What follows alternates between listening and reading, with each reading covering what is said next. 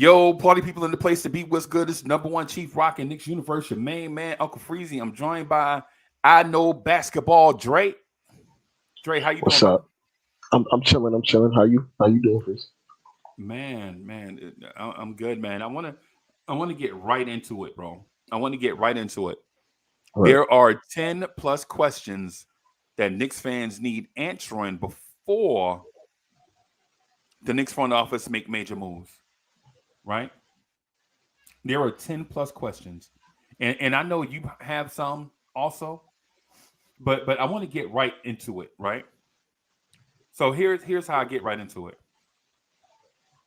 What are the realistic expectations of this current Knicks roster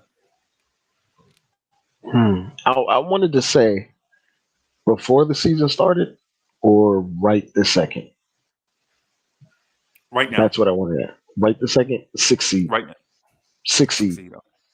Okay, If we're all healthy, six seed is my expectation. Given what okay, I've seen them play at, and maybe a team like Indiana may fall out, and they might trade a few pieces, or they might keep it all together. But for what I'm seeing with the carousel and the landscape of the East, we're looking like a six seed at this current moment, which I'm very fine with okay, considering our rotation. okay. The reason why I asked that question is because I think this front office, in its weird way of communicating with the public, does not exactly know what their expectation is. I think they have a weird um Star Trek second generation mindset.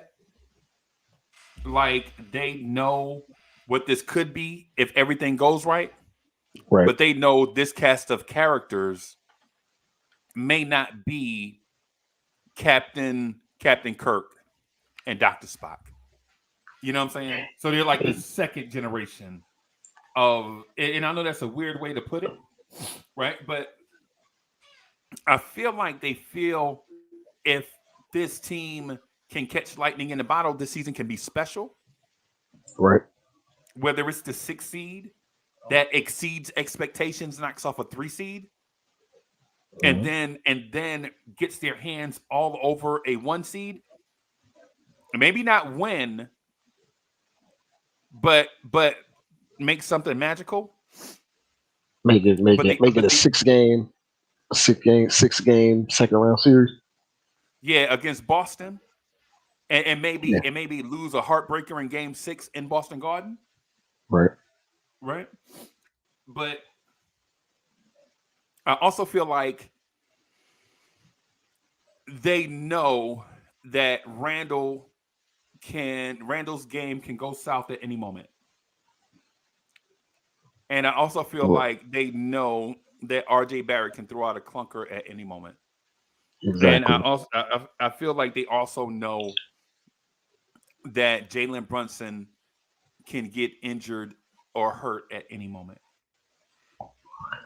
Yeah. So like, which is why I'm saying if everything goes well in the most ideal way, but that doesn't happen in the NBA. But like just the other night, Kevin Durant got hurt, and that can Right. derail a season like it did for the Nets last year when they immediately lost in some games. So we Right. can't. I can't just make that assumption. But if I'm keeping everything equal, if I'm saying they're going to stay healthy, because if we're going by the last few weeks, we've blown a ton of games. We should be like a four seed Right. or closer to the three seed. We've blown a ton of games where we've outplayed teams for legitimately 90+% of the game and just But giving the it away. lack of depth may have come back to bite the Knicks late in games Right, and that's because of partially because of the execution. injury, and Right. well, partially injury as well. Because if we've gone back, we've had two out of our quote unquote mid three out. We had one, at least one out this last stretch where if Brunson was out, then RJ became out. Then it was RJ and Brunson out. Now RJ's been Right. out for the last 2 weeks. So, Right. but that's it's tough to say, but if if we're completely healthy, I'm looking at the entire landscape of the East, and I'm looking at the schedules and not necessarily the schedules, but the standings and the teams that are ahead of us and behind us. Right. There's really no real way to say, and barring health, considering how we played and been at the top of net ratings, regardless of who we played, we were probably a six seed, and we probably played better than that. But I'm conceding a six seed. I'm not even like the six seed isn't a crazy number, Right. but yeah, What I'm gonna say is this: if the Knicks are the sixth seed, and this is my prediction slash expectation. I thought the Knicks at the beginning of the season just wanted to make the play in. I think that was their initial um, expectation. I'm talking about right, the front office. I'm talking about everybody in the organization. Just make the play in, right? Right. And yep, this is based off of, excuse me, what they saw from Randall last season, hmm, right? I think their expectations was like, if we get last year's Randall, we'll be okay being a playing team, right?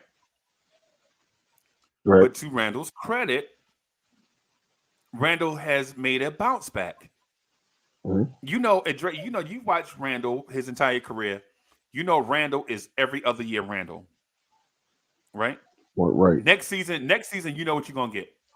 You Look already out. know you're gonna get the basket case Randall, right? Yeah, 40% from the field, Randall. I don't know about that. I hope not. I won't say I but don't know about that. I hope not. but that's his career trending. His career trending Right, is that, right? up down, up down. But before we make projections on next year, we want to stay in this moment when we're getting All Star Randall, right? Hmm. Right, So we're getting All Star Randall right now, right? And so while the expectation may have been just make the play in, now you've gotten All Star Randall back, right? And RJ Barrett's beginning to the season was not as bad as previous beginnings to RJ Barrett's season, right? if we're Because keeping it it was all the way bad, 100, if we're keeping it all the way 100, when he had his flu, if you remove that 5 game stretch, he's like his splits are legitimately 45, 36, and like 80 from the free throw line for the year. right, right, Over 20 points per game. It's just that right, terrible 5 game stretch right. kind of throws everything off kilter over And a then in that 35 same game stretch, sample there size. was one terrible game. There was a terrible game in there, and then there was a great game in there. And even if you take those two out, the Right, numbers look even better, right, right? If you take off the ends of the brisket, so to speak, you know what I'm saying, the right. crunchy end that everybody loves, and then the fatty end that you always throw away and maybe give to the dog. If you take those off, then RJ is what we expected, And right? Brunson is playing at an all star level. So Yep. it, it's not even hard to say we legitimately have 2 all-star caliber players currently right now, and then we have 4 legitimately starting caliber players that we are surrounding them with. The problem Right. is we don't have the depth beyond that. When I mention the 4 starting caliber players, it's Right. RJ, Mitch, Grimes, and Grimes. IQ. Right. But after Right. that, the drop off is so steep It's that when precipitous. yeah, the drop off is so steep when you don't have RJ out there, it makes everything just fall. Like we played 7 minutes in the fourth quarter with Evan Fournier. Right. He played 7 minutes in the fourth quarter. And I think we scored 4 points in a stretch. We Oh, were stuck at 71. We were stuck at 71 for like a 6 minute stretch. right, and it's Things like that shouldn't happen in the NBA, not right? not with this pacing and spacing and with these whistles where you can breathe hard enough and you get a foul call. Right. Right. But here's the thing though when we're talking about expectations, right? I think the expectation was make the plan. All of a sudden, RJ's beginning to the season wasn't terrible. I mean, well, it was terrible, but it Yeah, wasn't it was bad. terrible for a long time. Let me put it Right. that way. It just It it wasn't. ended faster than normal. Yeah. Right. Right. Right. And so with that said, I think the expectations is like now all of a sudden it's a moving target. What if RJ is a 25-3 guy, and RJ's assist totals should be higher? I'm not gonna lie to you, Yeah, they but should be. that's not the topic that we, what I'm saying, that's not one of the questions we wanted to answer today. One of the, we have about 10 or 12 questions we want to answer. We want to give answers to Knicks fans so that they could brace themselves for the trade deadline. But here's the thing. And salute to the chat too, guys. Hey, and so we're chat guys. Listen, we're super busy with these questions. We see y'all in the chat, man. I'm not ignoring the chat, but we're taping this so that it'll be in audio podcast. As a matter of fact, we're taping it so that we can get it to the audio podcast format. And so we're kind of like zooming along with the conversation, but we see the chat, man. We see y'all out there, man. Salute to y'all, love y'all, man. You know what I'm saying? But but Dre, here's the thing. Here's the thing. If the expectations are a moving target, what can the Knicks do right now in order to keep the expectations with an up arrow, so to speak? Hmm. In the long term or for this particular season? No, just So, before the trade deadline. Just before the oh, trade okay. deadline. The the best thing we can do is the marginal move. Like for instance, we're trying to garner 2 second round picks as news that came out. We're trying to get 2 second round picks for Cam Reddish. We're trying to do some sort of move like that where we can attain marginal assets and then flip them for a player that can help us in the now, like a now rotational player, just like we did for Derrick Rose 2 years Right. ago. Right. We need someone that can be a solid, consistent seventh, eighth guy in the rotation, preferably a wing. That's what we need. I don't necessarily have the idea of who we should target. People have been I do. saying, "Oh, okay. Oh, well, wing. Yep. Well, sure."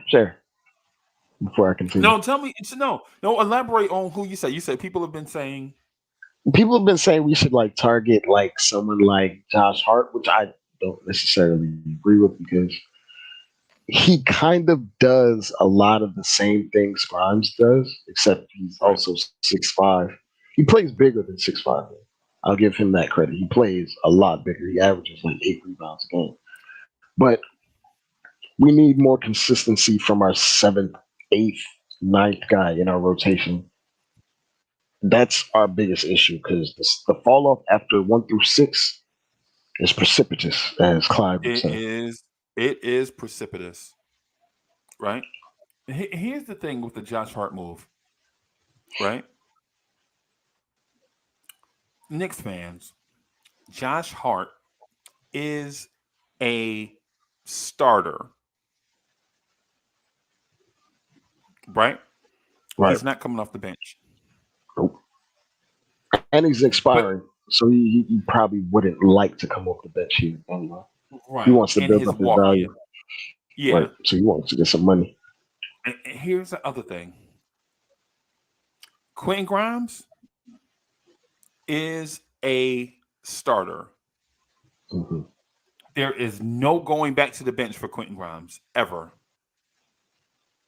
Quentin Grimes is your starting shooting guard for the foreseeable future. Period. Whether you like that idea or not,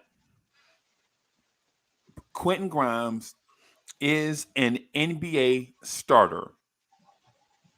And what the Knicks are getting from their starting two guard, who's played less than 82 games in his career, is what you call bang for the buck. Hmm. So if you're getting bang for your buck from your two guard spot, why are you looking to change it? It works.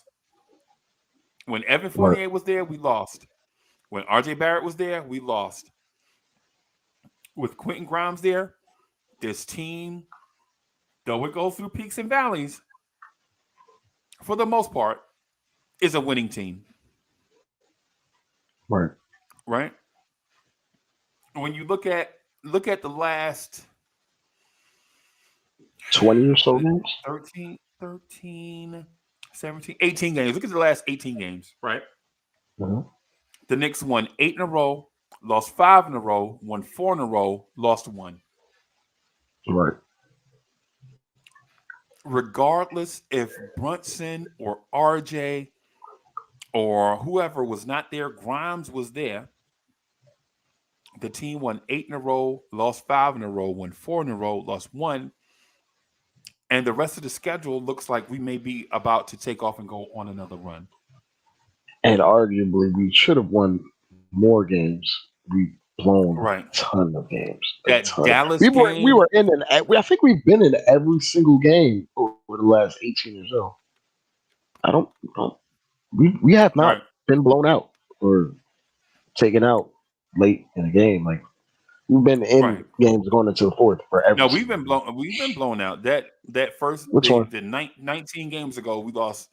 The Dallas Oh, Mavericks blew us that is out. yeah. Yeah, I'm talking about the stretch you're talking about, the 18 Okay. games. Yeah. Yeah. I'm talking about the beginning of that stretch, that roller coaster. Mm-hmm. The game before that, the Dallas Mavericks blew us out.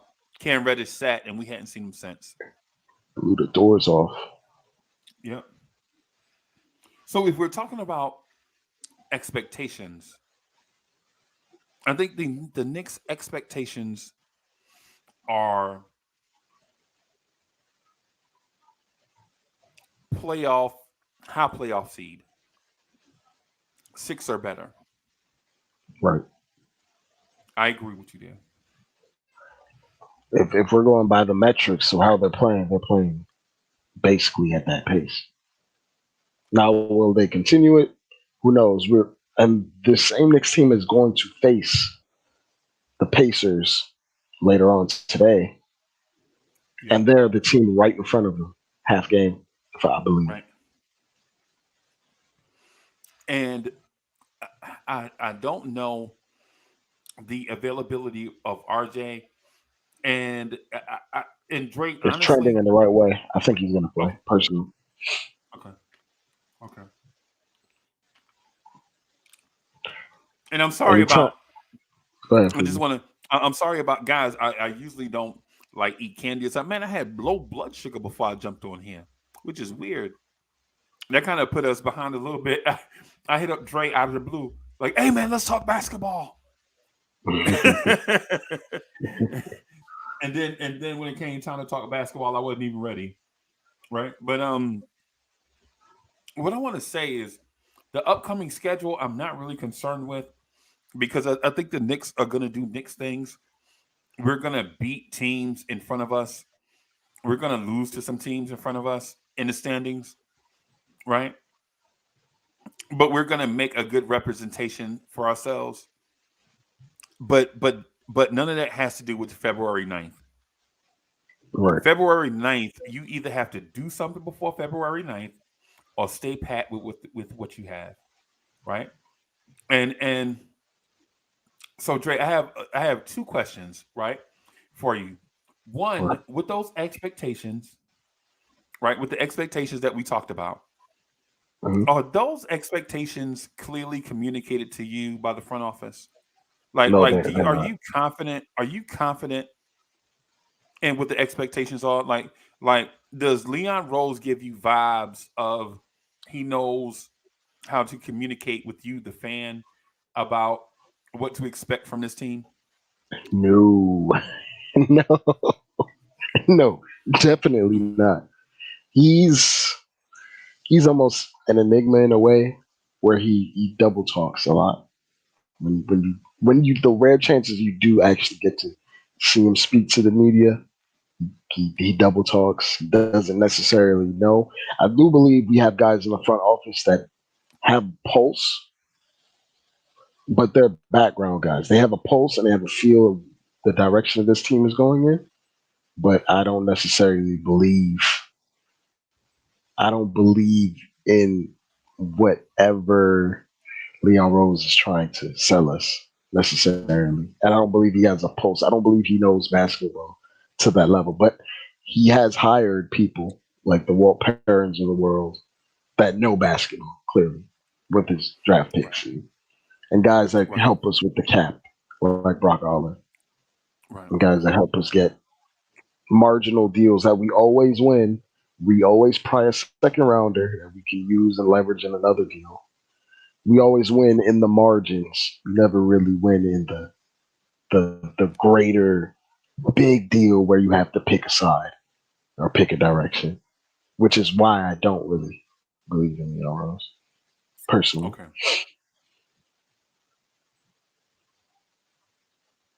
The Knicks are doing right now are the Knicks organization is allowing the fans to um, reposition the expectations based on the performance of the team, Right. but the organization says playoffs, but it's playoffs in the vaguest, not Vegas, the city, but the vaguest sense of the word. So they say play in. I mean, I'm sorry, they say playoff, but that could be anywhere from the number one seed to the play in. And while playoffs a bust seems like a laser focused target, that is vague. That is like, are you a 37 win team that gets the 10 seed? Or are you a 50 win team that's the 3 seed? Yeah. And that speaks to the fact that we never really committed to a direction or never really went all the way out. We're not trading picks, so we're not committing to this current roster immediately in the immediate future. So, and like we haven't really tried to leverage our cap space by taking on a bigger contract or anything like that. So we really haven't really we're like in this limbo malleable stage, and this might be jumping the gun on a question, but I'm not sure if I have faith in this front office into them picking a direction outright when they need to do it. I don't believe we have to do it at this particular deadline, but going into the offseason, a direction has to be chose or Well, picked. let me ask the question formally then. Yeah. Are we confident in the front office heading into this season's trade deadline on February 9th? Hmm. Well, they've given me. I'll shoot them some bail. Every offseason, I mean, every before every deadline, we make a move. It may not be a big move. It might be a move within the margins. And for right now, if we're trying to get to a six seed, Or two moves, a move within the margins, like that, the Derrick Rose move, right? a move like that would be helpful, very helpful, because all we need is an extra guy to be the sixth. I mean, to be the seventh, eighth guy in the rotation, a legit, solid, productive player that can be in the rotation that can spell Julius Randle and Brunson and RJ and Grimes and IQ minutes instead of running them into the ground. Especially Right. also Mitch as well, because Hartenstein is not it. Sorry. Hartenstein is not it. Our Hartenstein No, is not it. no. Hartenstein is not it. And so let me let me humor you with an imaginary Lawrence Tears front office trade scenario that will Hmm. upset Knicks fans. Shoot. Allow me to do that. The New York Knicks trade Obi Toppin and Derrick Rose to the San Antonio Spurs for Doug McDermott and Josh Richardson. Doug McDermott and Josh Richardson. Now, what does that do? Right? Yes. What I know Knicks fans are asking immediately, like, yeah, Uncle Freezie, why would you trade so much upside in Obi for Josh Richardson and Doug McDermott? Well, here's the thing. Here's the thing. Excuse me. Here's the thing with that. For one, excuse me, man. I had low blood sugar before this thing, man. It's kind of got me in a weird space. But um, here's the thing. What Doug McDermott does is gives you a professional shooter on the second unit that you can play with Evan Fournier. Now, what that does, what that does is it spreads the floor horizontally, where now your second unit guards of McBride and Quickly can get to the basket. Right. Right? What it also does is it clears room for Jericho Sims. Now, Jericho Sims, who has shown flashes at the four. Now, he showed some flashes and he showed some scratch your head moments, right? Like where he forgets he's the four and not the five. But you got to excuse him on that, right? You got to excuse him on that because he's never played the four before, ever. I saw him for 4 years at Texas. He might have been there 5 years. I remember him 4 years at Never played Texas. alongside those centers, not once. Nope, nope, nope, nope. Here's the thing. Now, Jericho Sims can do things that he's shown you flashes of, like his euro to the basket, his handles in the open floor, him putting the ball on the floor, right? Now, the things that we begged Obi to do, Jericho Sims can do some of those things in a limited role, right? Because Right. Jericho Sims is not as fast as Obi, but for my money, I think he is more explosive at the rim than Obi, right? Now, Oh I'm yeah, not and he saying, can take contact as well. So Obi and Obi is he's just a flyer. He's not going to initiate or take contact very well. right. And you know what that also does? What this also does is it sends a message to the young guards that they don't have to look over their shoulder, and you still have a veteran presence on the bench. Derrick Rose is a leader, bro. Let me tell y'all something. Every game I go to, Derrick Rose is in the ear of a young player. Yep. Every game, every time out, every dead ball, every bench session, Derrick Rose is in a young player's ear pointing out. Derrick Rose is going to be an assistant coach in this league. I promise you that. I He, promise you that sooner than Der- later too. Derrick Rose is like one of those guys that seems like when he retires, he won't know what to do without basketball. And he'll end Yep. up, no matter how much money he makes, he'll end up on a bench somewhere. Kind of Yep. like, kind of like what's his name, Sam Cassell, Sam someone like Cassell. that.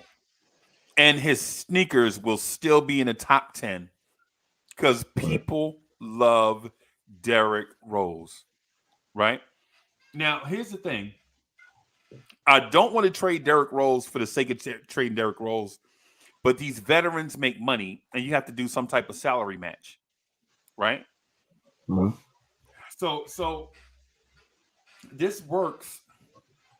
Evan Fournier and Doug McDermott on the floor at the same time. Now, all of a sudden, the lack of three-point shooting, that question is quenched because you can't sell out for Fournier on one side and leave McDermott open on the other side, right? You can't leave quickly McDermott or Fournier open for three. Mm. So Dre, you see what I'm getting at now?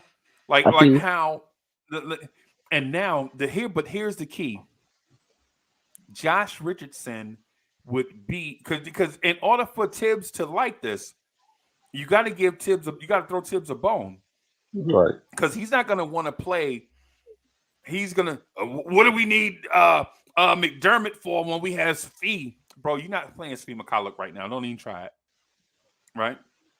But this But is here's the this is thing. also like dependent on if he decides to open the rotation, because you would have to have a 10 man or nearly an 11 man if you were to actually like put these guys in. Because what Tibbs likes to do when he has his three main guys in the starting lineup, he likes to rotate one or two of them in with the bench unit, and that on its own will eliminate like one person out of a 10 man rotation. Right. So right, so it would probably be like a nine with Tibbs. Well, But here's the knowing thing. his, knowing how he Here's the rocks. thing. But you're sending Obi away, Right. right? So you're sending Obi in that deal. And if Tibbs doesn't play Obi, the front office is gonna be hot, right? So the thing is, you notice I hadn't said Hartenstein's name, right? Oh, he's gone. He's situational. My bad. Out of the rotation. Out of the rotation. So your second unit is Quickly, McDermott, Fournier, um, Miles Josh McBride, I'm sorry, Josh Richardson and Sims. Sims, right? Right? And people are On gonna say, well, who plays the four on that unit? You know, the teams don't run two or three power forwards no more. It's not today's game. and if they do, it's because they only have one natural center and they're running that power forward at the five Right. in city units. Like teams usually in today's NBA don't have two centers and two power forwards in the rotation. They No, have they have no, not at all. they have two power forwards and one center, or two centers and one power forward. One power forward. Right. Right. And maybe a jumbo three in a Right. pinch. Maybe a Yeah, Derrick Jones Jr. like a Jeremy Grant that plays at the four because he's a supersized three, but he plays four. Right. And so what that does is it gives you the lineup flexibility that Tom Thibodeau needs in order to flex his muscle defensively, right? But also gives you that scoring punch off the bench with the Josh Richardson, with the Doug McDermott, that can get you 10 to 12 points a game off the bench. And now Jalen Brunson at the end of games is not worn out, exhausted, trying to keep the Knicks in the game. Because there are games, and Dre, you saw this. There are games where Jalen Brunson and Julius Randle are so tired at the end of the game from carrying the team Right. that at the end of the game they're just out of gas. And I know Knicks fans will speak to minutes, but every NBA minute is not the same. Giannis plays a bunch of minutes, but there are stretches where Drew Holiday, Brooke Lopez, Chris Middleton, they all carry the team, and then Giannis is their closer because he's fresh at the end of games. And We played and them the ro- other day.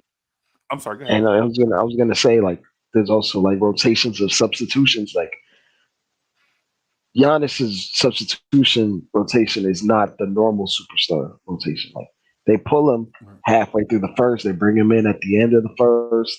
And he lets him play against second units where he's not playing as intense.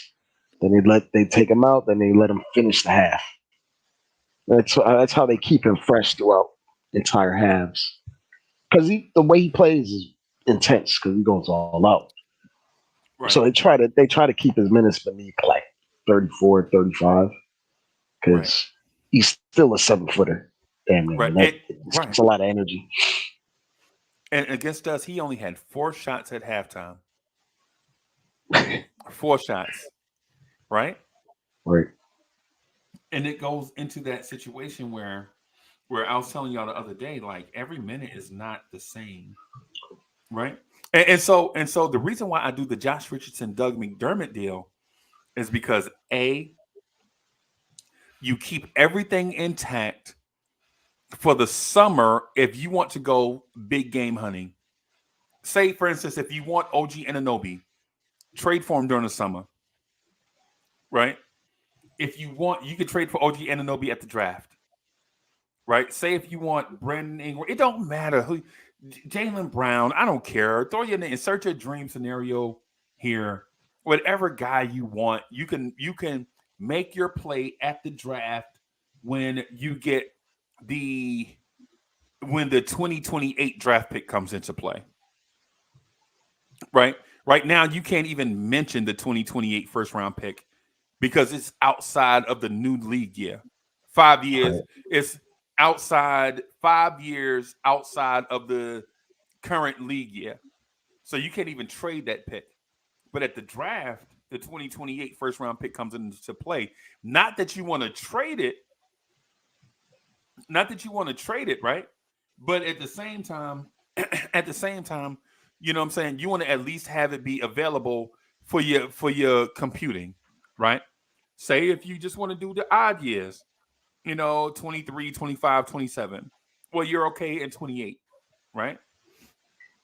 So it's one of those situations where it would be better if you're in my opinion, it's better to let these young kids play, see how far they can go, reinforce the troops with a Doug McDermott, with a Josh Richardson, who I think, if I'm correct, I think both of them are coming off the books. So you shed salary, you go into the summer with money, right? Because Derrick Rose was coming off anyway, right? But then you get to see if Doug McDermott, Josh Richardson can help reinforce the second unit, because in theory, the Evan Fournier and Alec Burke signings were supposedly trying to do that. Yeah. Well, we brought in Fournier to be a starter, and he's not even rotation worthy at this point. He is. Oof, he's rough.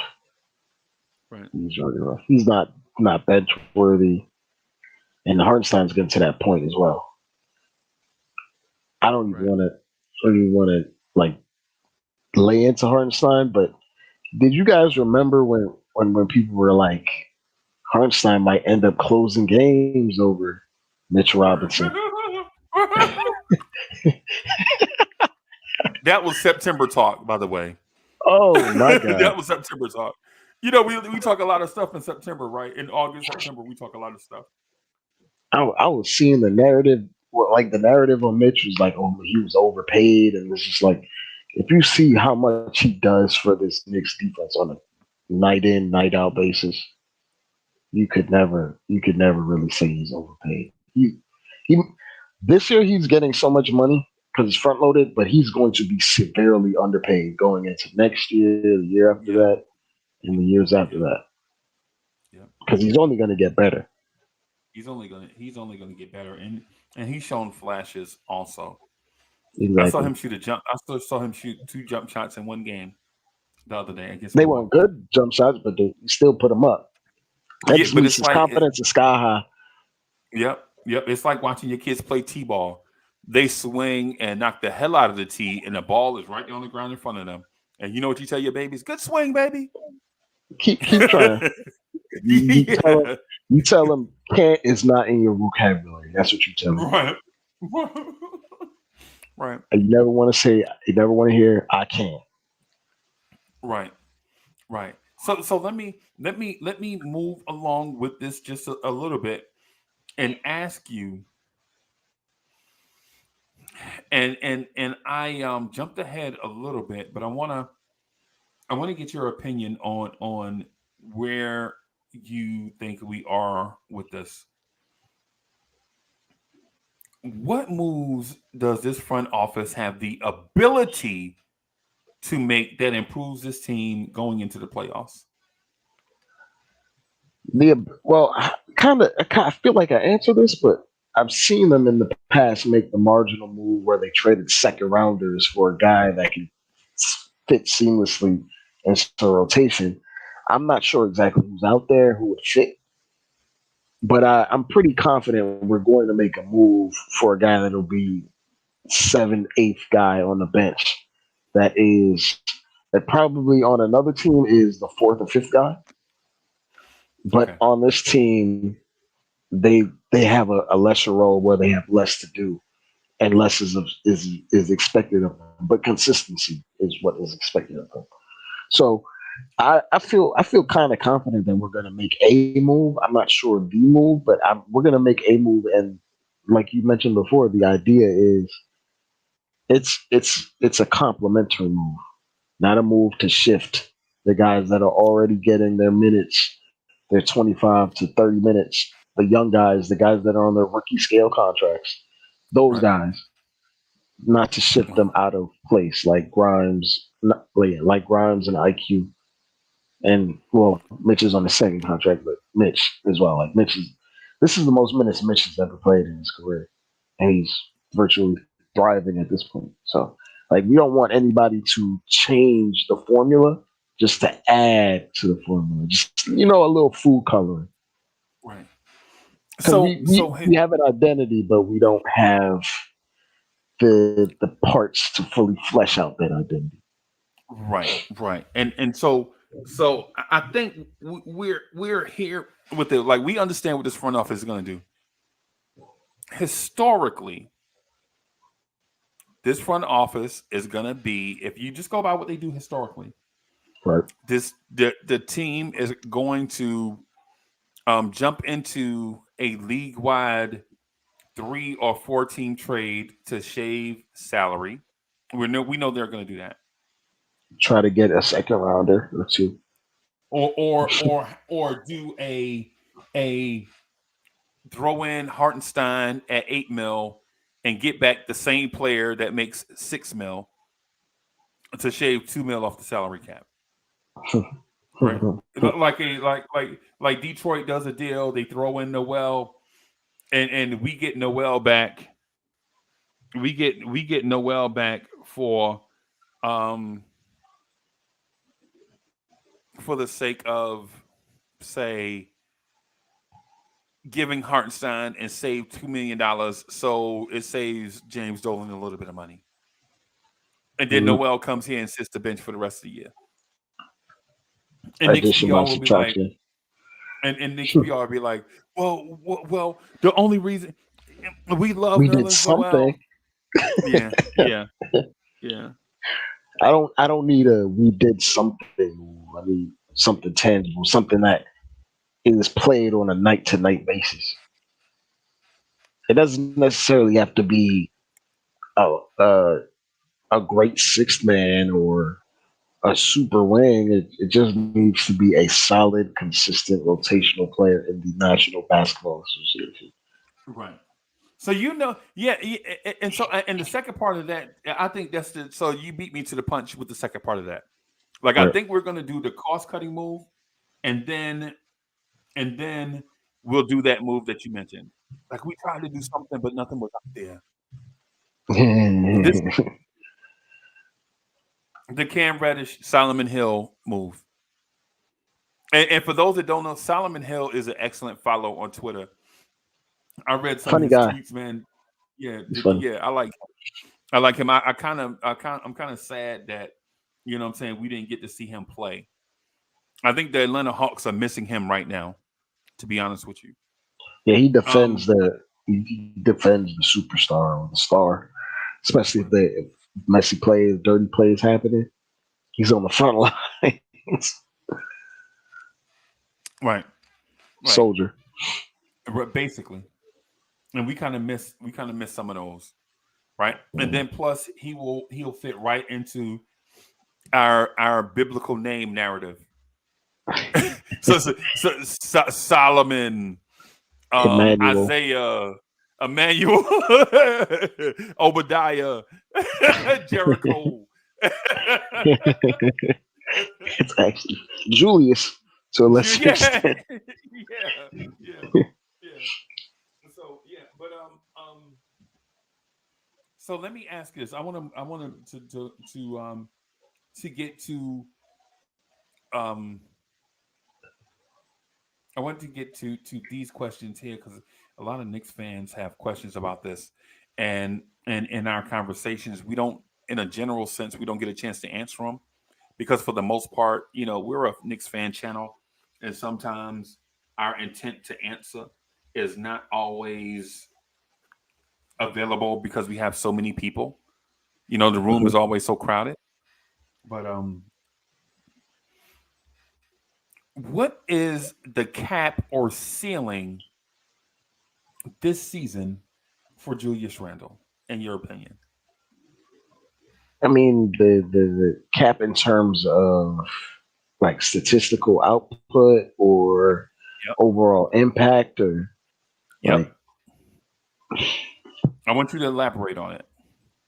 uh, okay. So in my opinion, Julius Randle can play to like being an all NBA third team guy, like 13, because there's politics and certain guys are put into forward roles like the Jason Tatum's, the Giannis's, Kevin Durant's. Jimmy Butler is put as a forward as well. So Right. there's things that permit him or don't permit him to being the next level. And to Okay. be absolutely honest, the ceilings that are put on Julius Randle is partially he's not the most athletic guy. He's a bruiser. He's not Right. the most skilled guy, but he can shoot. Like he does things to above adequate levels, but never to the elite level, the overwhelming dominant level on a night to night basis that like the true superstars are. He's a star. Don't get it Okay. twisted. He is a star, He bona fide is. star. Yep. But when we're trying to compare him to the Jason Tatum's or the Giannis's of the world or the Durant's, they just have certain physical advantages over him, whether it's wingspan or height or or even not even just that skill. Like Right. there's certain gaps and limitations that he can't really reach. He can play very at a very high level, but the Okay. limitations that are put on him are between that, his decision making, and I can give you an example on his decision making, and the fact that he'll never truly be like an elite shooter, like a 40% from three guy every single year. He can be Right. 36, 37 on high volume, which he is, I Right. think, at the moment. But Yes. I don't see him being the 40, which is not a knock on him. Not very many guys are 40% on high volume. So, but the decision making, I don't know if you remember this play from last game, but they Okay. were starting to trap Jalen Brunson, right? So Jalen Right. Brunson split the double team with a pass to Julius Randle in a short roll. And Julius Randle saw Mitch dive down to the dunker spot, and and Brook Lopez was in the drop. Okay. And we remember earlier in the year when Julius Randle was taking those floaters, Right. that was the perfect time to pull that out because he was Brook Lopez was already dropping back to take away the lob. And instead of either going with the floater or just taking the dribble into the mid range shot, he just drives straight at Brook Lopez and makes Brook Right. Lopez's job. Like he made the Easier. decision for Brook Lopez. Exactly. Right. If he were to show the floater at different parts of the game, Brook Lopez would not be that far in the drop, for instance. Right. Or Right. if he would just take the mid range shot, he would not be that far in the drop. Right. But because Julius Randle has one or two modes at this current moment where it's attack the rim or shoot the three, he doesn't necessarily diversify into his mid range. He doesn't go to mid range off the dribble. He goes into it Right. off the post. You know what I'm Um. saying? So Right. it's when we're going against high level teams and they count for your tendencies and they know what you're gonna do, he Brooke Lopez is just playing into Julius Randle's weaknesses, and he's playing into Brooke Lopez's strengths at this moment, which is protecting the rim. Hey, so let me ask this: does Zion Williamson do that? Yeah, Zion Williamson does that, but he Do you also see has Zion Williamson? I'm saying no. I'm asking about the floater. oh, Have you seen Zion throw up a floater? not often, No, no. not And the reason often. why No. I ask, and it seems off base, right? But I think the thing with Randall and the criticism of Randall is okay. I'm okay with it. But I think sometimes we have to remember that Julius Randle is 250 pounds. He is 250 pounds. The Right. problem is when you compare him to Zion. Zion is a little bit heavier. 75 He's probably. a little bit heavier. He jumps a little higher, A lot higher, and yeah. he has a longer wingspan. So when we're talking And about he's finishing faster. over Brook Lopez, yeah, when we're Yeah. talking about finishing over guys like Brook Lopez, there's nobody who's going to stop Zion at the rim. There's a lot of Right. guys that are going to stop Julius Randle at the rim. Right. Right. It's a different world when you talk about Zion and Randall in the same situation, right? But the reason Right. why I brought that up is because what we don't realize is Julius Randle outweighs Giannis by about 15 pounds, 10 pounds, 10, 15, Right. right? And so the basketball play in our mind is why doesn't Randall do such and such?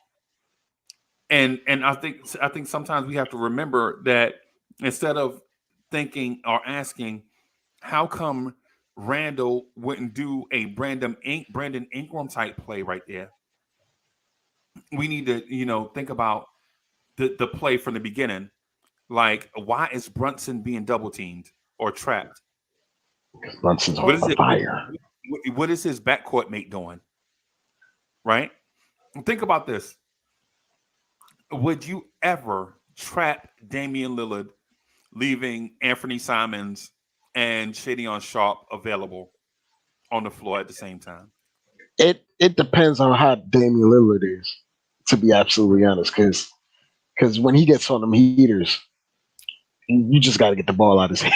See, even if it's Dame time, right? Say even if it's Dame time. The, Yeah, the last time I saw Dame time, CJ McCollum was in the backcourt with him, right. right?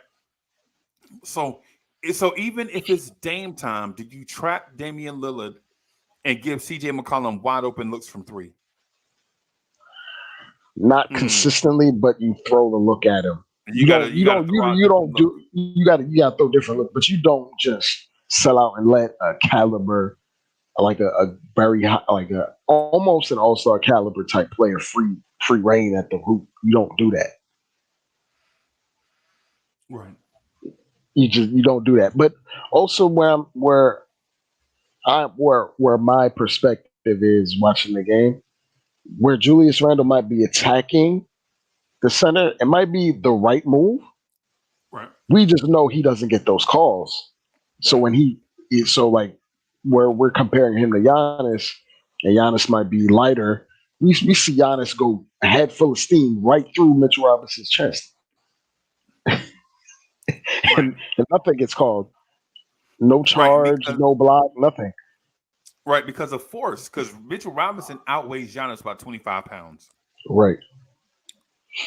But the athleticism and force that Giannis plays with, it means a a freight Something got to get train called of something at some yeah, point. a freight train can move in a movable object. Trust me. You know what I'm saying? So, but the thing about Randall, just really quick, what I want to say about Randall is this: this month, the month of January, Julius Randall is struggling. He's shooting 40% from the field. He's shooting 37% from three. He's shooting 71%, 72% from the free throw line. But he's averaging 14 rebounds a game in January. He's That doing other is things. amazing. His assists over the past 3 months or past 2 months are at about 4.5 a game. he's averaging a block a game and a steal and a half per game, right? In Right. January, right? Right. So Randall, while his shot is not going, is doing other stuff. And so what that tells me is this, and this is the tangled web. This is the tangled web of existence that the New York Knicks fans live in. You can't break up RJ Barrett and Julius Randle. RJ Barrett and Julius Randle together are a dynamic duo. And I know people hate to hear it because it goes against all of the other tendencies around the league, right? For instance, RJ Barrett is a short, small forward. Julius Randle, Julius Randle at 6'8" for the most part is a short, small forward, a power forward at 6'8", right? So there you go with that, right? And then at the same time, a lot of teams are running a point, three wings, and a big. Right. The Knicks are running unconventional wings, right? Right, like we're To this era of the league, unconventional. To you're this era. right because our power forward has wing talent and wing skills, but he's not the conventional wing at 6'8", 250. Julius Randle is um a great athlete, but not vertical. He's not a vertical athlete. He's not an No. off the floor athlete, right? But he's fast. He's quick twitch. He's strong. He can pass. He can do a lot of things. Mobile But he's Zebo. not. Yeah. But yeah, I was gonna say he's a Zach Randolph, but faster, Yeah. twitchier than Zach Randolph, right? And so you can say, I would even say he is a more athletic Anthony Mason, right? Mhm. He's a better version of Anthony Mason, right? So, but and then there's RJ Barrett, who's not explosive, not fast, not strong, because our dream is for RJ Barrett to be Bully Barrett. We say these things because that's his play style. But RJ Barrett against Jimmy Butler just tossed RJ Barrett around. RJ Barrett, Jimmy Butler do RJ Barrett like this cup. Oh, go sit over there. That's what Jimmy Butler does to RJ Barrett, right? That's why in their matchups, Jimmy Butler always has the because Jimmy Butler is 20 pounds heavier and is more crafty, right? And then there's the two guard spot, right? Right. And then And we're there's the going two guard spot. against, and he's what, 6'4", 6'5", and a lot of, Yeah. and we're And asking him to guard wings bigger than him on a night to yes. night basis. And you would think at that spot you would try to put a Zach Levine type athlete there. But Quentin Grimes is not that. And listen, I'm not knocking Quentin Grimes. I'm just speaking to player prototypes. So some Knicks fans before you get your some of y'all before you get your undies into the proverbial whatever insert your cliche there. Think about what I'm saying to you. I'm not knocking them. I'm only speaking to our reality. This is where we are, right? And so with with moderately athletic wings, you would think that at least the point guard would be explosive and athletic. And we're not there at that there either, right? The Right. only explosive athlete we really have is a center that can show his athleticism in spurts because we don't use his athleticism. We don't ISO Mitch and let him go by other centers, right? Dre, think about this. Think about if I were the coach and you were the assistant. And I'm just saying this not because of whatever. Just humor me on this. If you were Johnny Bryant and I'm Tibbs, and I go to you and say, you know what I feel like doing, Dre? Tonight against Brooke Lopez, we're gonna ISO Mitch. And you're gonna put everybody on the other side and let our athletic center go by this tree of a man. We the thing like we don't even necessarily even have to do that. He could do a dribble handoff fake every once in a while, and he Yes, will and catch go to them the by rim. surprise and go right to the rim because they Yeah, wouldn't expect that. yeah, yeah. Especially when they're trying to get Brunson away from the ball. That's when they were hard trapping him just Right. to show a different look. A dribble handoff fake would just send him wide open And to the rim. and So, you know what? And here's the thing. And I'm gonna get back to Randall's ceiling, but this ties into it. That in that same game, they did that to us. right, the dribble handoff. They took No, I'm no talking they Giannis. Giannis taking no. out the layup. I'm talking about Brooke Lopez in the corner. Oh, right. Pull Okay. Mitchell Robinson out of his element and have Mitchell Robinson defend a 7 foot jump shooter. And so did Milwaukee win? No, they won some and they lost some in that matchup, Hmm. right? But the win, but the thought was there, right? There was trepidation. Mitch, you know what I'm saying, going out there to guard him, You have right? to think about it, and that would cause breakdowns just Did, did, because the threat of it. because of the challenge, right? Right. So, but let me get back to Randall real quick. I think Randall's ceiling or his cap solely depends on RJ Barrett being present on the floor. If Randall has RJ, for some reason they have like this synergy. I don't know what the real I, numbers say. I know what I basketball feel like say. this year is the first real year that they've had like positive synergy where when they're on the court together, they have like a positive net rating. Right, And they actually starting to actually play off of each other. Where we're actually seeing a little bit more of them running pick and roll with each other right, compared to prior years where we didn't see it at all, ever, right, never, ever, ever, ever, right, ever. right, So, so we're seeing them attempting to have more chemistry and be more synergistic, right, and the net rating don't lie. right, So, right, and when I right. mentioned the net rating, when the eye test tells you Hartenstein is bad, the net rating also tells you he is very bad. He is the only player with an extremely negative rating over the last 18 or so games. Who is it? I'm sorry. Say that name one more time. Hartenstein, Oh yeah. Oh jeez. Yeah. the only And guy that's been terrible. so just real quick, I just want to point out the thing. Without RJ Barrett, right? Without RJ Barrett, this is Julius Randle's field goal percentage over the last few games without RJ, right?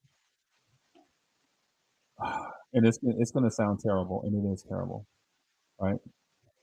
45, 38.9, 34, 45.5, 31. And so in those games, Milwaukee 9 for 29, Toronto 10 for 22, San Antonio 9 for 26, Phoenix 7 for 8, Houston 9 for 20, San Antonio 14 for 27, and the Dallas game that RJ got hurt 11 for 23. Right? Think about how bad overall those numbers sound without RJ Barrett. And Right? I want to say like there's something to this because if you notice when we have one of our three out, the usage rate for the other two goes up exponentially. Like it goes 30 plus. And Right? there's that And the attention from the other team's defense. right. So it's like there's a healthy balance when you have all three of them. They level each other out. Where even at times when we know when Brunson can get on his burner and turn up, he has the Yeah, skill set to do that to when do the that. odds are not in his favor because he can score and handle the ball three different levels. Right. So it's a little bit different. But Randall is a power forward. So when you're Right. asking a power forward to do so much, if you even look at Giannis's numbers, his numbers are down this year because he hasn't had Middleton. His Right. efficiency numbers Right. are actually down a lot more compared to his prior years because he doesn't have all his tools in his toolbox at the current moment. So to speak. Yeah. Yeah. Yeah. Yeah. So And, so it's like a balance. It literally checks and balances when you have right. guys like this, and Right. Randall's efficiency will go up just by having a legitimate 20 point per game guy out there on the court. With RJ Barrett back. Yeah. It's Yeah, what the numbers don't lie. Randall's is not efficient with RJ Barrett not available. The numbers don't lie. Yeah, I would advise real basketball people to pay attention. The numbers don't lie. Don't go by just what your heart say. If you don't, you know what I'm saying. Just you know what I'm saying. Just check it out. Randall without RJ is down. The dude is in January. In January, Randall is playing 40 minutes a game and is shooting 36.8% from the floor. He's 27.9% from three and 71.8 from the free throw line. and it's a lot that goes into that. Rotations are shorter. Yep. Like he's playing way more minutes. The what's on his plate is a lot harder, and he's the main focus of Right. defenses. Now, if you, Right. for hypothetically speaking, if you were to try to keep doubling Randall consistently while RJ is on the court, RJ is just going to keep going to the ring or Right. That's take what you want. You or want take to. open corner shots. And Yeah. and since I want to give Drew Hamlin his credit.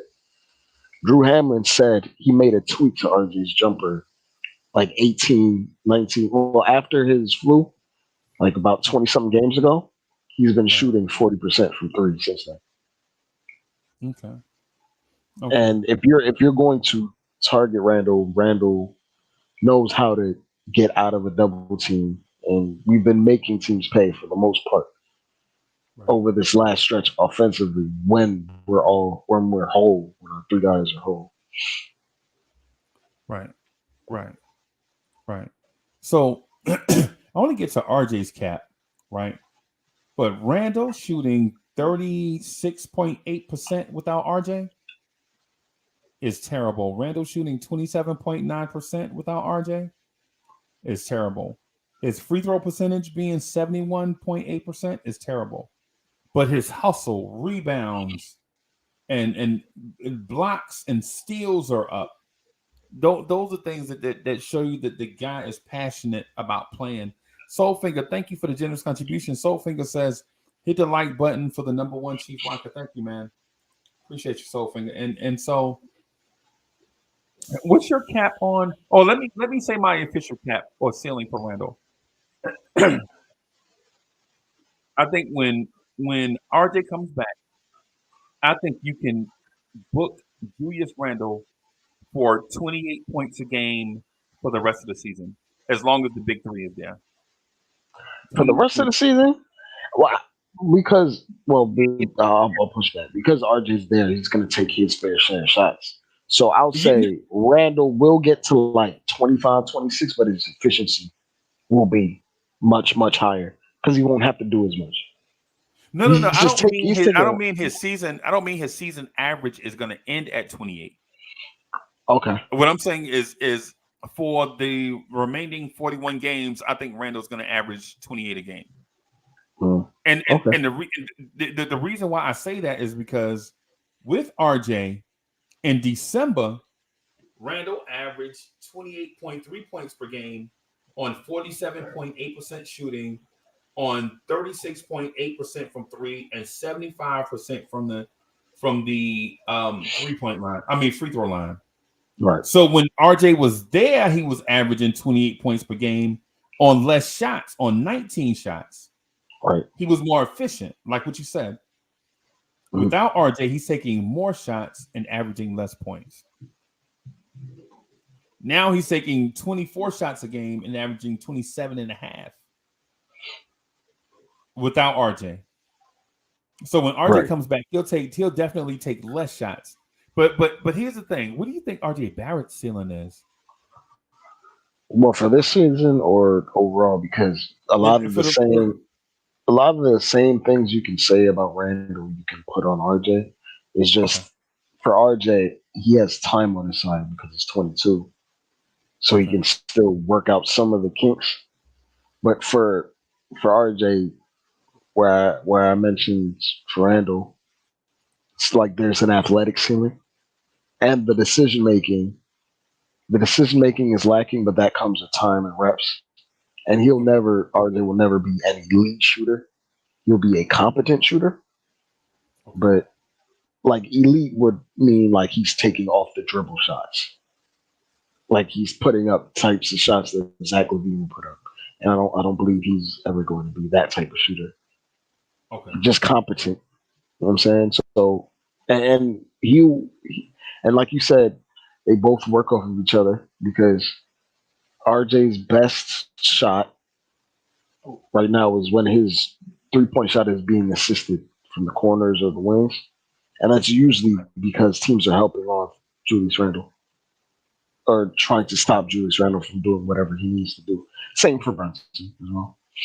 right, So I won't cap RJ completely because he's still 22, whereas Julius Randle is smack dab in the middle of his prime right now.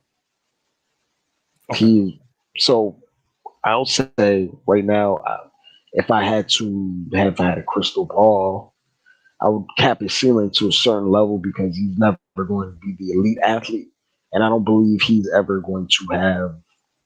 He may be able to work on his touch some, but he needs right, to work on his touch a lot more in his footwork. right. But as far as consistency, I feel like after this point for the next 6 7 years, he's going to be a 20 point per game guy. Just the efficiency is what comes into question at that point. Okay. So like he might top out as a fringe all star. I don't know if Okay. he's an all NBA guy, but he might make a couple all star games in his career, in my opinion. Um, I would say that this season, I could see RJ Barrett finishing at about 22 points a game, right? Yeah, And the reason why I say about 22 points a game as the one unit of measure for RJ is because put if him you at look 24 at or 25 in that month. 20 this season, Yeah, in no, December. In December, I don't know what he was putting December up he like averaged 20. 21. He Was it was on 21? pace, Okay, but remember, he was on pace. Remember, he got hurt in the Dallas game. right, and that kind of threw his numbers Skewed his number. out of Yeah, whack. yeah, yeah, yeah. So, and then he only played 20 minutes in the first game of December, Right, right? When he scored 13 points, and then I think he left the game or something. I can't remember, right? But he started off December slow, and then RJ went nuclear: 26, 27, 22, 27, 24, 18, 30, 44, 17 on Christmas Day, and right, then 0 against the Mavs, the game he got hurt, right. right? So, so in I that can with pull up. I can pull up if I were to take out that Mavs game if you don't mind. I can pull it up yeah, yeah, yeah, yeah, for yeah, that yeah. month. I'm gonna just Okay, pull it up on basketball reference and just subtract one for the month of December.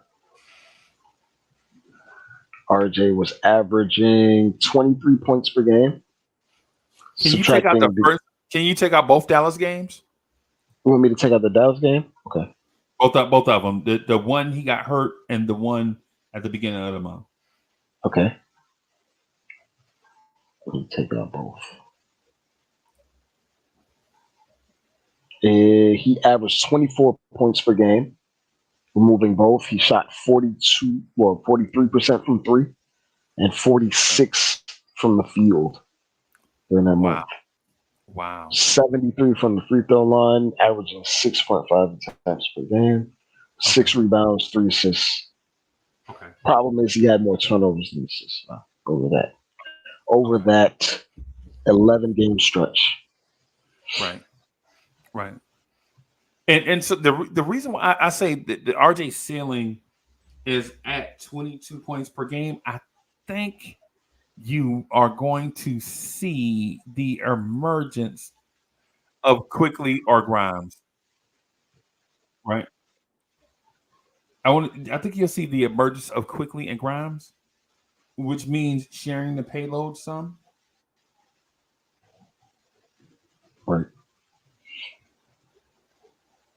But to quantify a lot of those games that RJ didn't play, I think Brunson didn't play some of them. Okay. Okay. So he had to take on more of an offensive role to Right. get those numbers. He was taking way more shots over that time Right. span. Well, not way more, but his season average is 16 shots. Okay. Over that time span, he was taking around 19 shots per game. Okay. That time span. Yeah. So if so, we're talking about RJ Barrett's ceiling being somewhere between 22 to 24 points a game.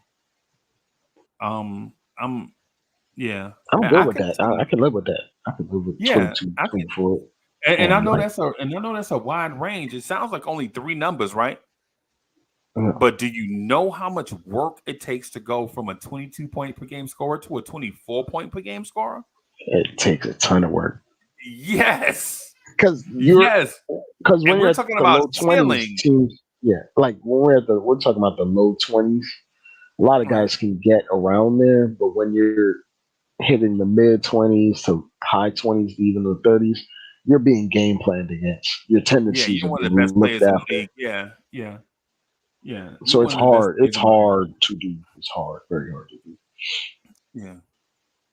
Yeah. If you're talking about the ceiling of a guy, a cap of a guy, Oh, man, like we're talking 22, about the 20 overall ceiling for RJ. I can see RJ being that. for the rest of the season, for the Oh, rest of this the season. season, okay, Yeah, yeah, yeah. 22. I can say 22. Yeah, Yeah, I can say 22. yeah, for the rest of this season, 22, 23, 24 points per game for RJ Barrett for the rest of this season.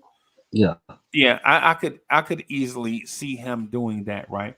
What's your ceiling for Brunson? I think Brunson is more of a well. He had to take on more of an offensive load this year. I mean, as of the last few games, he's been on a tear. But Right. I when RJ and Randall is going, he likes to divvy up his assists might go up because they're on the court. And I think Brunson is more of a 20 kind of guy instead of Okay. high 20s or mid 20s. Like he Okay. picks his spots basically when both of them are in there. He's more choosy about when he gets his spots and takes his shot. What do you think? Because I think he's more of like a 20-7 guy. 20 and 7. 20-7. Yeah, in my I, opinion. I'm I'm there with you. Because I think he's I don't think he like he knows how to pick his spots and take the necessary amounts of shots to win his games. But if he has enough scoring on the court, he's not gonna just bogart the basketball and I need to get 26, 27. He'll right. get that on the on off night, but there'll be nights where he's out there and he gets 14, 15, and the offense is rolling and he has like 10, 11 assists. He doesn't have to do too much. Yo, with the Knicks offense, and I know you see the trend, right? So the trend is there is a beginning, a middle, and an end, right? There's a beginning. Randall out the box on fire, probably gonna get you about 14. Some Randall's gonna get you somewhere between 10 and 14 points in the first quarter. I agree First with you. half, I was gonna say because there's a statistic, but he takes the most like amongst the most threes in the league in the first quarter. okay, It's him, Steph Curry, and another player. He takes like 5 threes in the first quarter, and that's with right, intent. Like it's our game plan to get him going. right, right, And then Arden comes in with the second unit and takes over and gets right. his points and Brunson He and sprinkles quickly, himself in. Yeah. yep, Brunson and sprinkles himself in all over the course of the game and takes over in the fourth. right. Right there. Yep. There's a beginning, a middle, and an end. Randall fresh out the gate, RJ and quickly and Brunson kinda, and then in the fourth quarter it's the Brunson burner, and Right. Randall's on the board rebounding. And if we're already winning by a lot, then those will be the games that Brunson only has 14, 15 because 14 he doesn't need because to. he's giving you what's necessary. Right. Right, right. So if we're doing a Randall at 28 as the rest of the way, so I think Randall's cap is probably going to be about 25 and a half, close to Yeah. 26 game. You know what I'm saying? Once his efficiency climbs back up, once RJ Barrett gets back. Um, Jalen Brunson will probably be about around 20. I'm thinking Brunson around 21, 21 and a half. Right. I'm thinking Jalen Brunson, and I know there are a lot of Laurie Markkinen fans out there that think Laurie Markkinen is the NBA's most improved player. I'm telling you right now, I think it's Jalen Brunson. I think Jalen Brunson is the NBA's most improved player. And if you're a Knicks fan and you think otherwise, you are bananas, right? I, I was gonna say it's between him. Tyrese Halliburton is like leading the league in assists with 20 points per game, Okay. and Shy is averaging 30. So Right. Right. it's between those three, in my opinion. Right. Not Laurie. J- Laurie's not registering there to me, in my uh, opinion. Not yet. see, but here's the thing. Last year, Jalen Brunson was not even in the stratosphere of an SGA, right? Right. Last year, if you'd have asked OKC if they would trade SGA for Jalen Brunson, they'd have been like, no, you got to give us three more players and three more draft picks, Mm, right? This year, if you talk about and SGA, even with all his improvements, right? Even with SGA going from 24 points per game to 30 points per game, SGA is taking more shots. right. It's not like SGA. You can't point to a thing in his game that improved. He just started taking more shots, Mm. right? On a team, think about this. The dude averaged what did Brunson average last year? Like 14 a game, I'll maybe tell you right 16 now. a game, I'll tell right? you right now. Okay. Um, Last year he averaged 16 a game with 4 assists on Right. 50% shooting, 37 from three. And that, Right and, now and he's that was at and that was 21.5, 47, 38. right.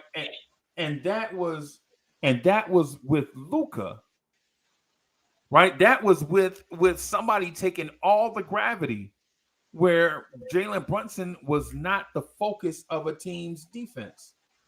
This year, on a Knicks team, now and Knicks fans, this might hurt a little bit of feelings, and I get it, but I'm a Knicks fan with you. This team last year before Brunson was trash. And you know how I know? Because the Knicks ended up with the number 11 pick in the draft. The the, I the mean, we point drafted guard, Usman Jang. yeah, we drafted Usman J and traded him away. Broke my heart, right?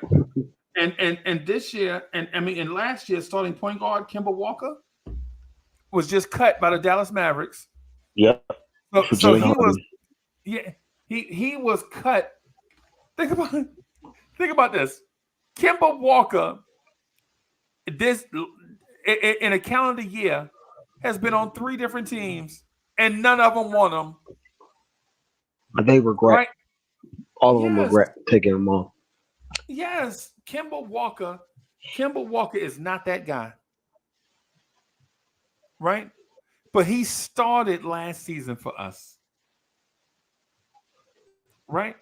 So Jalen Brunson, a role playing type guy for Dallas, comes to New York and is averaging at the moment. What's he averaging? 20 points a game. 21.6. All right. Jalen Brunson, a role player from Dallas, comes to New York, a team that was desperate for a point guard, right? is averaging 21 points a game, and this team has a winning record, and it's not as simple as go get a point guard, and New York will be all right, because New York has been going to get point guards, and they were not all right. They were terrible, putrid. Terrible. So if you're a Matter of fact, Knicks I'm gonna keep it. I'm gonna keep it a buck with you, Freezy. The only person I would say that's like I would put in the same category is Tyrese Halliburton with him, okay, okay. because Tyrese But mind Tyrese you, went from the Halliburton didn't change teams. he didn't, but I mean he changed teams in the middle of last season. Oh, you Because keep saying Halliburton. Keep thinking you saying Maxey. I'm sorry. no, no, I'm no, no, no, sorry. I'm no. sorry. Halliburton. I got players confused. All Yeah, right. All yeah, right. yeah, All right. yeah, You're yeah. right. You're right. You're right. Halliburton is averaging 20 and 10, leading the league in assists with 2 steals a game, shooting Yeah, 40 you're from right. three, 48 from the field. Like he's the only guy that I would probably put over him for most improved over Brunson. Right. Right. Right. Now I ain't gonna lie to you. Now that you say Halliburton didn't register, Maxey was registering in my Yeah, mind, man. because I wouldn't have put Max in there because he's been hurt the whole Right. majority of the season. No, you were right. I'm saying I heard you wrong. You were I got absolutely you. right. I heard you wrong. It was the So Tyrese that's my part. fault. It was the Tyrese Yeah. part that threw you off. Yeah. Yeah. I was thinking R&B. I was thinking Sweet Lady. I was thinking about a dude singing on the bus. I'm sorry. I'm so You sorry. good, man. so um but yeah, I gotta put Jalen Brunson in the most improved conversation. I don't know if he's gonna be in the MVP conversation. Absolutely, absolutely. He's top three in that conversation. Yeah, You know? you and quite frankly, I would give that award to Brunson because he showed you he can elevate his game from a role player to a. So Also, I think I got to go with Halliburton, but I got to put Brunson in it because if I use the argument for Brunson for all the things that blah blah blah blah, you can say them Halliburton did. for Harden for sure. Because for keeping it real, like this team has talent, but if Halliburton's not on that team, then they're probably bottom feeders. To be They're absolutely honest. trash. Yeah, Yeah, yeah, he kind of makes it all work yeah, because yeah. you saw what the Pacers were without him before he Yes, got there, yes, and they had yes. Sabonis at the time, and they weren't that And good. it was a good time. Yeah, And now they're half a game ahead of us with the same yeah, talent, just swapping Halliburton for Sabonis.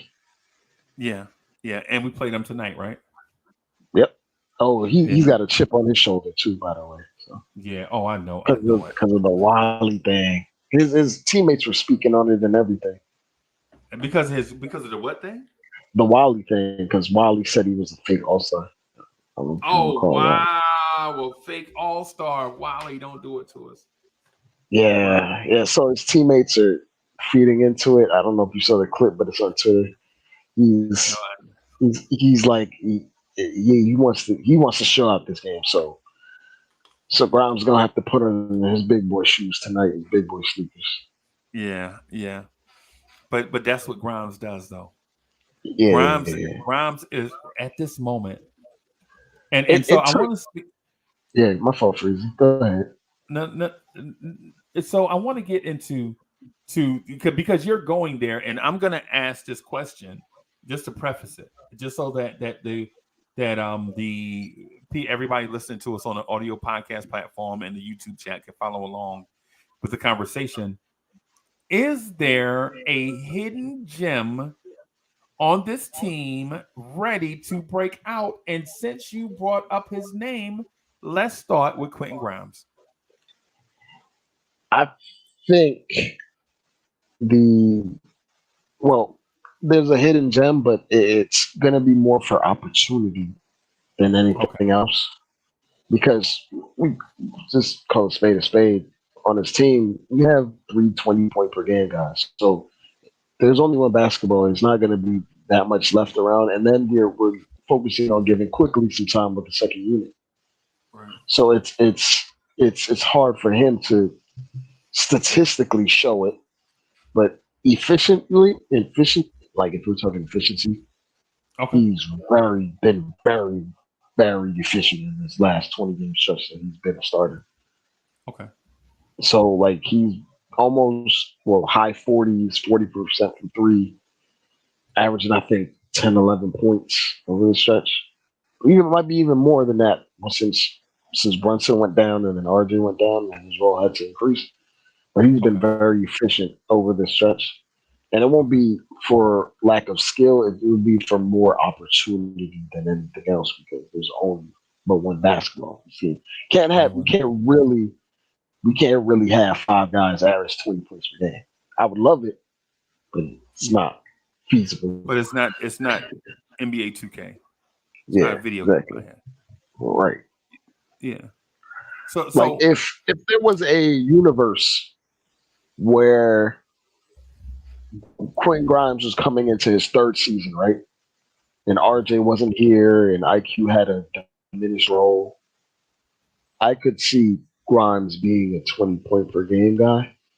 Similar to how like Desmond Bain is, where he's guarding a lot of guys, best perimeter guys, but he's shooting a high volume of threes. He may not be the best finisher, but he has a very good 3 point shot and on high volume. And he shoots okay. 40%. I can see that type of outcome for Grimes, but it will be more of a thing where it's like a lot of guys on this team that are talented, or in his way for him to do that on a night to night basis. Okay. So I think he has a talent. I think he has the talent to be that type of guy. He just would be more opportunity than anything else. Okay. Okay. I would. I think I agree. I agree with you on a lot of that, and I would say this too. Just I think at the moment, I'm gonna say this, and I know this is gonna sound intriguing, but I'll take a deep breath and collect my thoughts as I throw this out in the Knicks metasphere. I think at this moment, Quentin Grimes is our Bruce Bowen. Is our say that again? I missed it. Quentin Grimes is the Knicks Bruce Bowen. Ooh, I would, Now, okay. think about For yeah, think for what he's being asked to do. Yeah, for Woody okay. for Woody in that role. Now I'm talking about the role. Now here is my comp. If Jalen Brunson is our Tony Parker, if RJ Barrett is our Manu Ginobili, if RJ Barrett is our Manu Ginobili, you know what I'm saying? Our international wing player, you know what I'm saying? Going to the basket all the time, lefty, just stay with me on this, right? So our international left-handed wing player going to the basket, RJ Barrett, and our big that represents Tim Duncan in this model is Julius Randle. Then of course Emmanuel Quickly is Patty Mills, right? And Mhm. Quentin Grimes is our Bruce Bowen that guards at because Bruce Bowen was not the biggest fella, right? But he guarded up and down. He guarded everybody from Bruce Bowen guarded everybody from Steve Nash to Kobe Bryant to You name it. whoever. Whoever was an elite wing at the time Right. or elite Whoever guard, he was on them. he And was they on asked them. him. The only thing I will say, And of Quentin course Grimes our can actually players are put not as the good.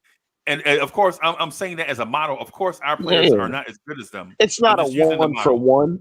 It's just a comp. It's not a one for I'm just one right. because, for instance, the way Quentin Grimes puts the ball down on the court and attacks a closeout is nothing Bruce Bowen has ever done. Right. Right. Right. Right. And but here's the thing. I'll say this to you, Dre, and it's gonna make some Knicks fans laugh and think I'm a homer. But I think Grimes is gonna be better than Bruce Bowen, Oh, right? I think that as well. And so here's the thing: Quentin Grimes at 22 is doing stuff that Bruce Bowen and Tony Allen didn't do until age 25, 26, right? And it's one of those reasons why I always say easy before we start calling this dude Reggie Miller with Gary Payton defense. Let's allow this young fella to be 22 years old and grow. and grow. Let's not start calling him the steak dinner, right? Let's be satisfied with somewhere in between a vending machine candy bar He and he, in a he can get seven a course meal. he can get a 4 for 4 for Wendy's, something like that. Yeah. Let's not. He's not. Let's not. He's not $100 steak from Ruth Chris yet, right? But he's not also not that candy bar out of the vending machine. He's somewhere in between that, but that's okay, right? I think Quentin Grimes is the New York Knicks hidden gem with upside, right? I believe so. I believe so as well. Right. And man, Like Child said he, like Bowen he, contributed to like winning championships, but Bruce Bowen didn't contribute to winning championships in Miami, right? He didn't start doing that until he got to San Antonio. but multiple He Hall was of the 20. Famers. Yeah. Yeah. Let's not act like Bruce Bowen came out the gate and was that, because he was not. Bruce Bowen was not that. Bruce Bowen was a limited player with no upside. He decided to take on a role as a stopper, right? And That's it. Popovich enabled him, helped Yep. him thrive in that role. Yep. Yep. When Bruce Bowen kept getting cut by Miami, y'all wasn't saying that about Bruce Bowen. And those are the years right now that Grimes is in that window, and he is thriving in that window. He's in his embryonic stage right now. Very, very, very, right? Grimes at Right. 25 will be better than Bruce Bowen. I'm saying that right now. Grimes at 25 will have a Paul George, Kawhi Leonard type impact on the Knicks, I was gonna right? say, like, you could even comp him to like Danny Green, where they had Danny Green later Spurs years where they were having him guard opposing guys' best perimeter play, well, second best perimeter play because Kawhi was Right. on the best one, but they had him on Yeah. the second one.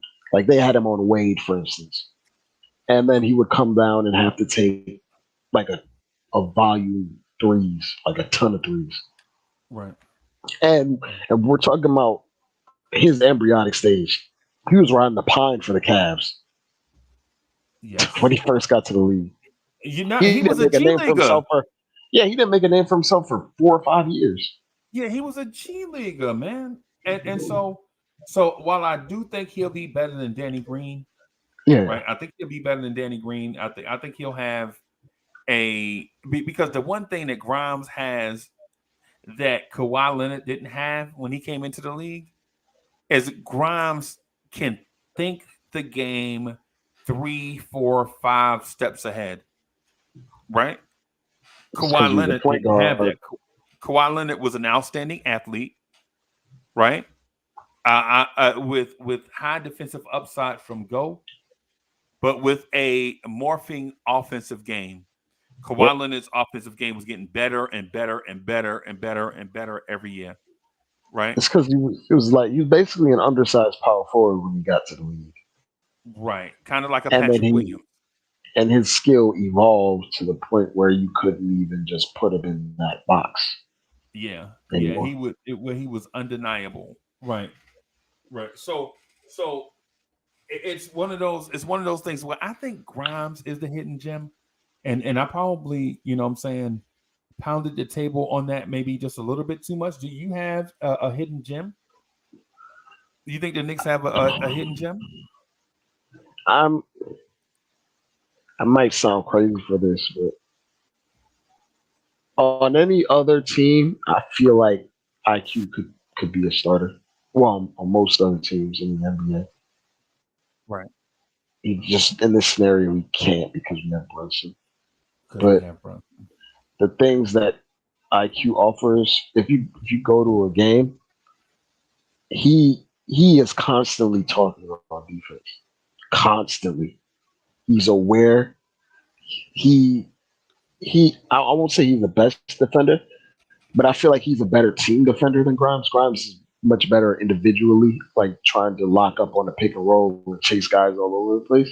Right. But I feel like IQ's help defense and his ability to communicate, and on top of that, on offense, even though he hasn't really had high usage, this latest stretch he's been super efficient, just being off the ball at the moment. And I feel like he is the main X factor. If like for instance, if this team were to win a first round series, it would be because IQ averaged 15, 16 on high efficiency and like timely shots. Like basically what Fred Van Vliet did in the finals against the Warriors. Right. That type of impact. The X factor. Like you weren't accounting for him and he did this to you in very clean, very clutch moments and very key moments like going against second units or closing out games where he wasn't the starter, but he had to close the game out, stuff Okay. like that. I feel like Okay. he's the particular X factor, and I feel like his ceiling is a lot higher than people might think it is. But Okay. that's personally what I feel about hockey. All right. So I have one more question for you, right? I have Yeah, one more question. That means we have to stop, but made an effort to stop at 9. That way, right, if you have any questions, we can do 10 plus, right? right. So here's my question. Can the dream of a championship be captured by this front office going forward, not just for this season, but in the immediate term, like this year or next year, year after? Well, the means that we've gone to hoarding draft capital and trying to maintain pristine cap space and being able to pivot when we need to because we don't have deals that last very long or they're pretty team friendly deals that we have. We can. I'm not sure if the front office has the ability to. Like if we had a better front office with the same circumstances, draft capital, and all these certain things, I'll have more confidence that they pick a direction that would ultimately lead into a championship. I'm not sure what this front office can do. I mean, they can hypothetically. I just don't know if they will do it. If They that will. makes sense. Okay. Because our pantry is full at this moment. Like we're in this perfect space where we're super malleable, but our rotation is a bunch of younger guys or rookie contracts, Right. and we're relying on them to help us win games while also having a ton of draft picks and no real horrible contract that we can't really get up under. We thought that was going to be Randall, but the way Randall's playing right now, he's looking like we could get a. Not that it's going to happen, but he's looking like we could get some sort of Donovan Mitchell type haul for him. I'm not saying I'm not advocating we do that. I'm not saying we should do that. I'm saying he's playing like an All NBA caliber player. Is what I'm saying. Right now. Right. Right. Right. Exactly. And so he's had a And down he month. doesn't make and he doesn't make All NBA money, Right. which makes him more enticing, hypothetically. Right. Right. I I tend to agree. And going back to the question, can the dream of a championship be captured? So it's the dream of a championship, not necessarily a championship itself. Oh, So like can it, can like we can make it to like a second round or Eastern Conference Finals. That would be yeah, more. can we be a championship contender? Can Mhm. because the thing is right now it's all champagne, caviar, and bubble baths, right? Right? And that would Because that it's a would because I'm saying like that. That would be like we're like basically one big move for like a All NBA type player to add to but this but roster. but what position do you improve it at? Because if you say those nice things about Randall, there's not much room for you to improve over Randall, Exactly. right? If you say all those nice things about Brunson, there's not much room to improve over Brunson Right. Because because and these guys are not going to the bench. right, right, and franchises are not going to trade you a point guard that's better than Brunson, right? Like for instance, Golden State's not going to trade you Steph Curry. Hell no. Portland's not going to trade you Damian Lillard. Well, You they feel might me? in a year or two. Well, in a year or two when he's 99 years old. But I'm saying, like in this moment right now, though, in this Right. moment, Right. Memphis is not going to trade you John Morant, right? Right. So where do you improve? Do you skip the Quentin Grimes is going to have a Kawhi Leonard, Paul George type impact scenario and just trade away Grimes for SGA That and that's have 2 point guards in the backcourt? that's what it would probably have to take to have the dream of that within the short term. Within the next 1 2 years, it would 1 2 or 3 years. That's what it would take because that would be skipping Grimes' embryonic stage, development stage, because you can't get And to quickly. yeah, And you can't get to that without the years and the reps and the experience. You just have to have, yeah, yeah, especially yeah, for guys drafted in the late first round, like Jimmy Butler is drafted late first round. It took 4 years a for season essentially. right, right. So what? So you have anything you want to chop up before we start to Nah, man, that was a lot, man. Like, that was a lot of stuff. yeah, So I ultimately, I don't, think we asked about 12 questions. yeah, So it's 10 plus. We apologize, y'all. So that was about 10 plus questions. It's 4 a.m. on the East Coast. Wow. So yeah, so appreciate big dog, y'all. Appreciate the chat for sticking yo with man. us. Yo, and it's fun where you can, saying get in the joint and you could just chop it up, just do the back and forth. You know what I'm saying? Bill Simmons, Ryan Russillo style. You A know what I'm little bit, saying? a little bit, a little bit, Yeah, yeah, yeah. but So it's so blowing tears always though. It's yeah, honest now. yeah, definitely. True to ourselves.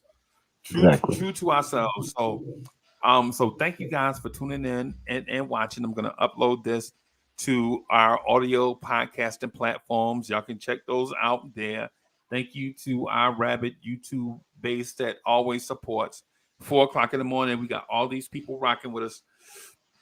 Um, Tomorrow is going to be a weird day. Doctor's appointment in the morning, vibes and stuff. Then doctor's appointment tomorrow afternoon. I already said that stuff. So I'm gonna try to get in where I fit in tomorrow. I don't even know if I'm gonna be able to do the game tomorrow or today.